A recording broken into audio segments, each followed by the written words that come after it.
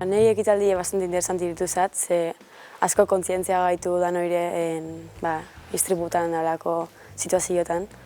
Nik uste ekitaldia oso beharrezkoa dela, oain antzoki hontan egon gehan jende askorentzat, ze hemendiken pixketea ja jendik karneta eta datatzen hasiko da, eta honen jakinduri jaukitzie nik uste erabilgarria izango dela. Azkenin iruditzezat, olako hitzaldia da, jendi laguntzeko ondo etortzeela. Nahi gaurko ekitaldia ondo iruditu zait, asko lagundu dit gauza batzuk ikisteko, da parandan ondorioz beste aukera askotan ze eduki, ze ino. Ekitaldi oso interesgarria iruditu zait, eta nik uste etorkizun batako oso lagungarrengo zaigula.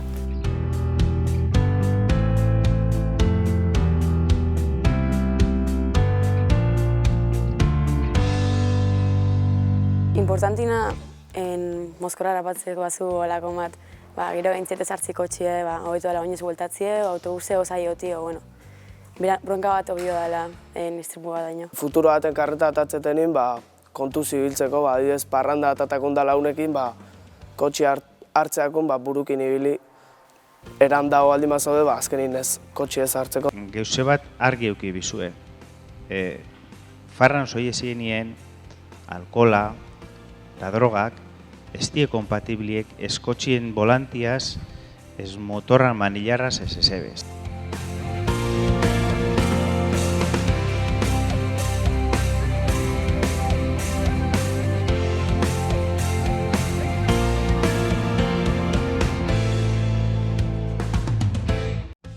Azken indami egoki iruditu zait, era animau baten guk gehiago atenditzeko ne uste lagungarri iruditu zaitela.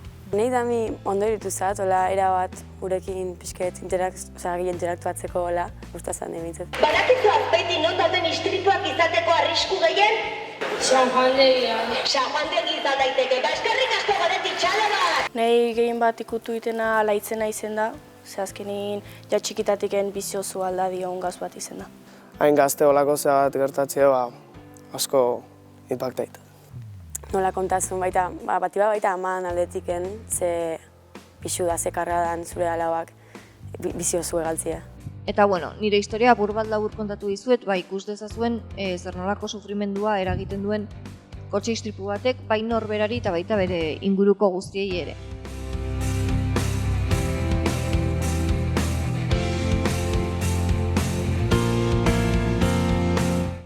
Lagungarrie ezinbesteku. Nik uste pixka balio goitela, lagunduko goitela, gauzatzuk erakutsi eskitela. Bastante kontzientzia dit.